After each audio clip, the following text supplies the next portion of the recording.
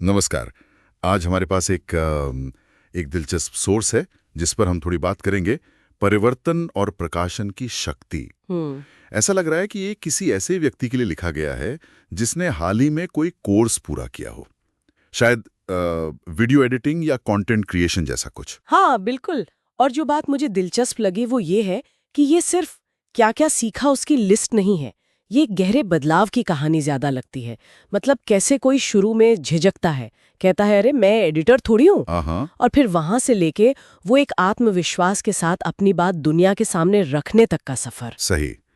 ये सिर्फ स्किल सीखने से तो बहुत आगे की बात लग रही है। हम्म। इसमें कुछ टूल्स का नाम भी है, वैसे वीड.io, फिल्मोरा और कैनवा जैसे ये माइलस्टोन हो रास्ते के। हाँ, वो तो है। पर जो ज्यादा जोर दिया गया है वो लगता है दिल से काम करने पर, स्क्रीन के सामने आने की हिम्मत जुटाने पर, वो डर वाली बात। बिल्कुल सही। और यही चीज इसे खास बनाती है। ये कोई टेक्निकल मैनुअल नहीं है। जोर असल में मानसिकता पर है, माइंडसेट शिफ्ट पर। स्रोत में एक फ्रेज है, डर से प्रवाह तक। डर से प्रवाह तक। हाँ, मतलब ये समझना जरूरी है कि देखिए, वीडायो या फिल्मोरा चलाना आ जाना एक बात है, उससे कॉन्फिडेंस आता है, ठीक है। लेकिन असली पावर वो अंदरूनी बदलाव से आती है, जब आप अपनी हिचकिचाहट पर काबू पा लेते हैं। वो जो एक डर होता ना कि लोग क्या सोचेंगे, या अरे ये परफेक्ट नहीं है।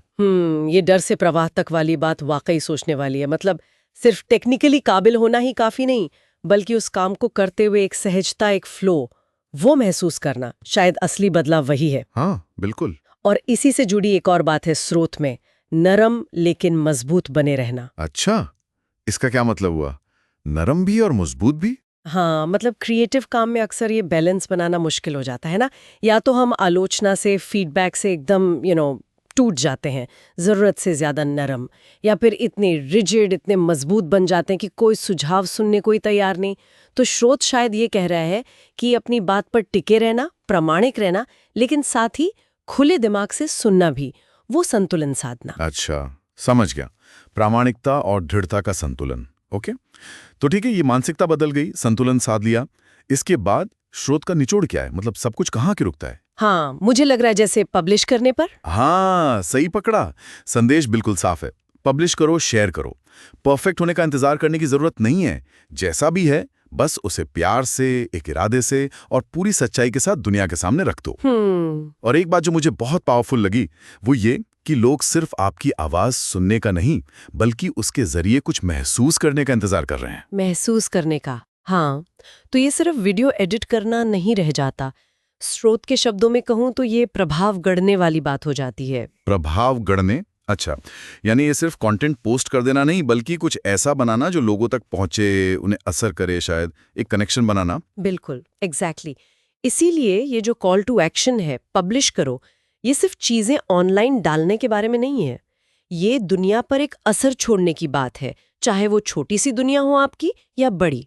स्रोत में एक और अच्छी लाइन है, पर्दे के पीछे नहीं बल्कि मंच पर होना। हाँ, ये दिखाता है कि कैसे कोई सीखने वाले से एक तरह से लीडरशिप रोल में आ जाता है, अपनी बात कहने वाले की भूमिका में। ये तो काफी सशक्त विचार है।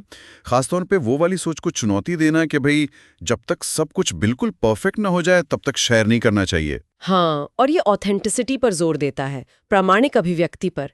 दुनिया शायद परफेक्ट चीजों से ज्यादा सच्ची, असली चीजों से कनेक्ट करती है। तो जब आपके पास स्किल भी है और वो नया आत्मविश्वास भी है, तो आप अपनी कहानी कह पाते हैं, दूसरों से जुड़ पाते हैं, भले ही वो एकदम पॉलिश्ड न हो। ये दिखाता है कि हुनर और हिम्मत मिलकर आपको अपनी आवाज देते हैं। तो ये सोच जाते जाते हमें एक बड़े सवाल के साथ छोड़ जाता है ना? कि जब हम कोई नई चीज सीखते हैं, कोई स्किल, कोई इंसाइट मिलते हैं, तो अक्सर उसे शेयर करने से हमें रोकता क्या है? क्या ये सिर्फ परफेक्शन की तलाश है, या फिर कोई और गहरा डर है इसके पीछे? ये सोचने वाली बात है कि अपनी खास आवाज को दुनिया के साथ शेयर करने के लिए वाकई में तैयार होने का मतलब क्या होता है।